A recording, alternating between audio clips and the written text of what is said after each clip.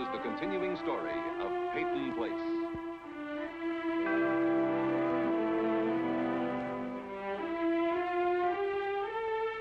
Starring Dorothy Malone as Constance Mackenzie, Ed Nelson as Michael Rossi, Mia Farrow as Allison Mackenzie, Ryan O'Neill as Rodney Harrington, Barbara Parkins as Betty Anderson, Tim O'Connor as Elliot Carson, Christopher Conley as Norman Harrington.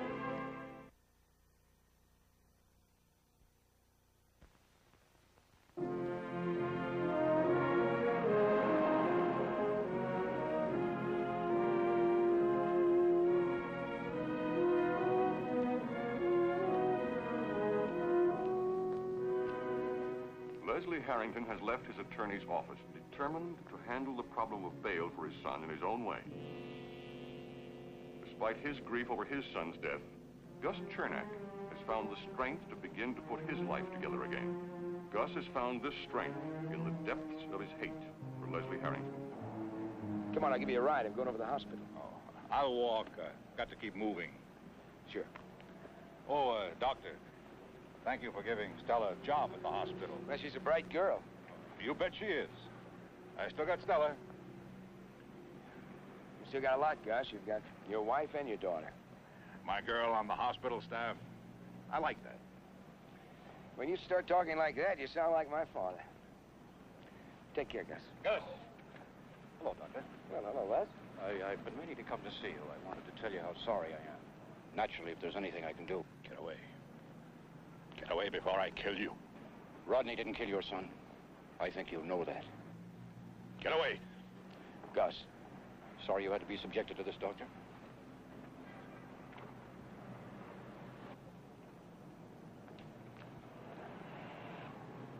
Come on, I'll give you a ride. Huh? You don't need to. Are you going to the mill? Yes. I'm going to the mill.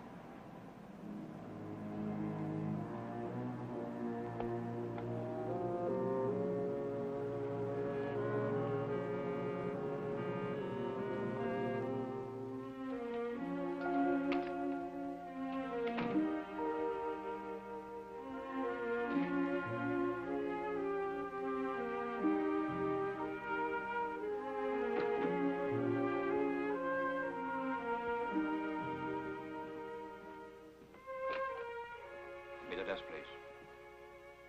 Leslie Harrington, would you have a cab waiting for me in about 10 minutes? I'll be checking out for tonight. Thank you. Oh, and if my son Norman should come by, would you tell him I'll be back sometime tomorrow?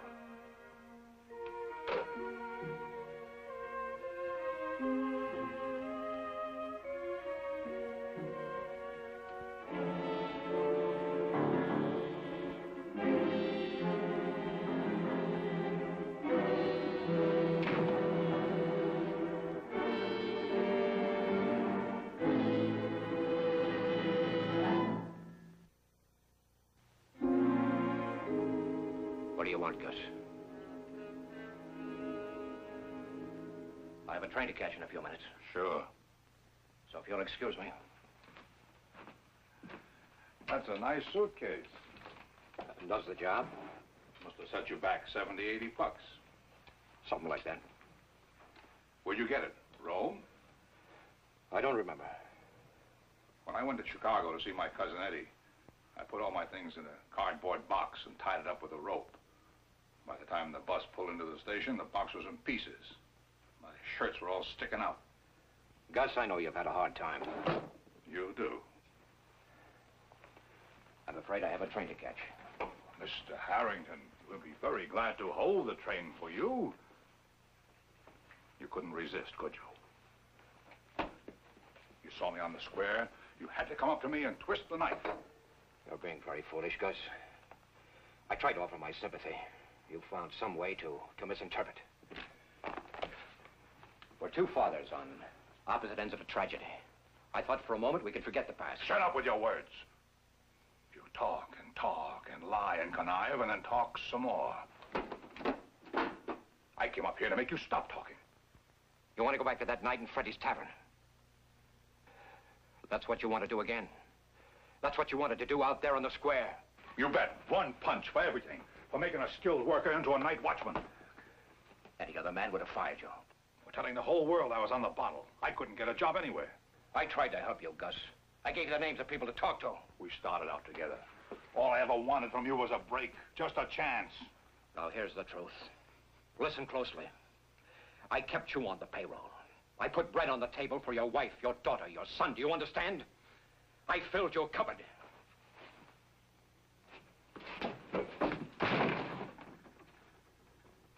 That boy of yours is going to get it. Get out of here. You don't know what the DA's got on him. Of course I do. Oh, no, not all of it. He's got enough on him to put him away for life. I said get out. And if they don't throw the book at him, I'll see to it that you get what's coming to you.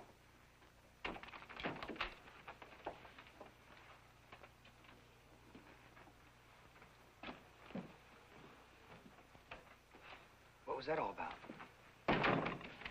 The unfortunate outburst of a distressed father. But he was threatening you. Norman, I've known Gus Chernak for a long time. He's a blustering, pitiful drunk. It's all empty words. You going somewhere? Just overnight. Where to? I think it's best that I don't tell you, Norman. I haven't told anyone where I'm going. I'm going to try to get Rodney released on bail.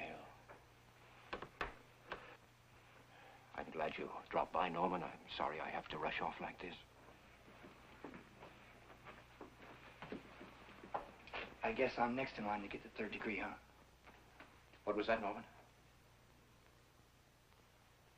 Look, when I get back, we'll have dinner together.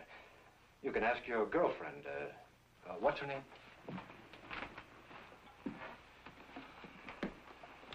Rita. Oh, yes, Ada Jacks' daughter. You know, I should meet her. Ted Dahl and I are doing everything we possibly can, Norman. Try not to worry, son.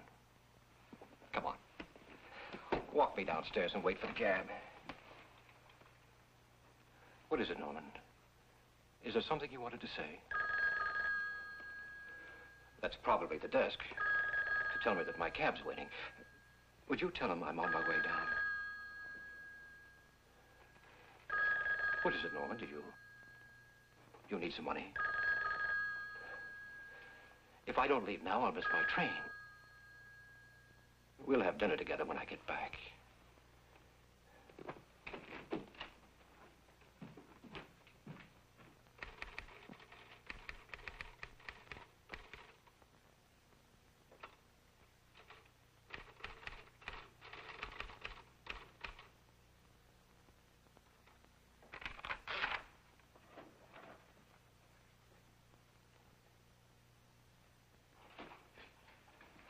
Didn't mean to startle you.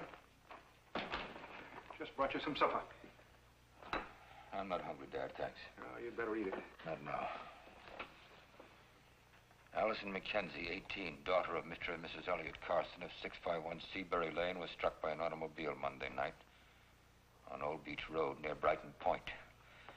She was taken to Doctor's Hospital where her condition is listed as critical.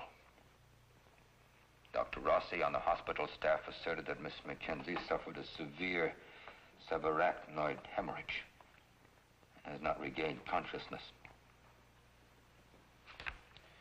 You finish it.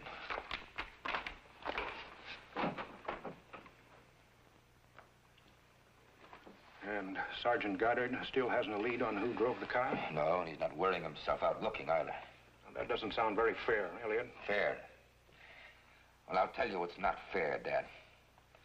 My daughter is lying half dead in a hospital, and whoever hit her is walking around in the fresh air. Well, at least you had the sense not to put that in print. Oh, yeah, that's the honorable traditional journalism, isn't it? Straight objective reporting, just the facts.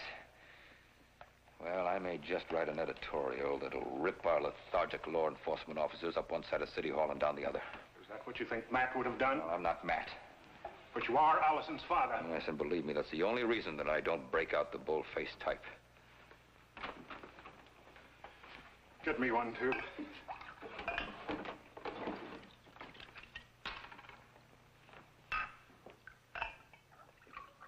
One little nip. All right. You know, Elliot, that old beach road always has been a hazard. And another thing, at this time of day, out there on the point, the glare on the windshield of a car... You think it was the glare on the windshield of the car that stopped him from picking her up or maybe taking her to the hospital? Elliot, I don't want you to accuse I know. You don't want me to lose my head. Well, how do you expect me to take it, Dad? The next time my phone rings, I may have to sit down to my typewriter and write an obituary. Elliot, I'm sorry. I didn't mean... I just thought you could use some company. You shouldn't have to be apologizing, Dad. I guess I'm just feeling sorry for myself. You know, when I was away all those years, I knew I had a daughter, and I wondered what she would like. What it'd be like knowing her. My granddaughter's a spunky girl. She loves life very much. She'll fight for it. Indian summer filters in with promise of an endless song. But twilight comes with mute in hand.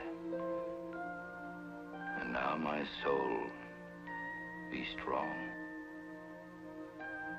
Aye. That's one of her poems, isn't it? Yeah.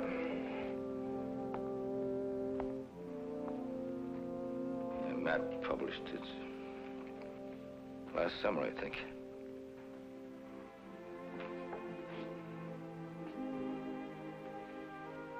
Elliot. Oh, I'm all right, Dad. I'll be at home if you need me.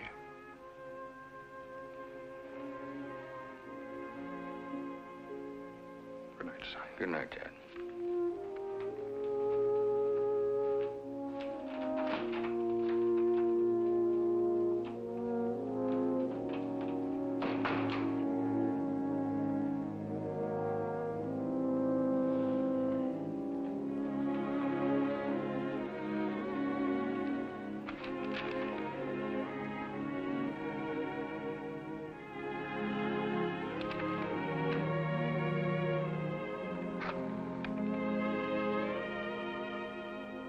Hello, Charlie.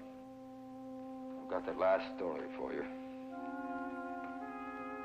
Looks like about 3 column inches.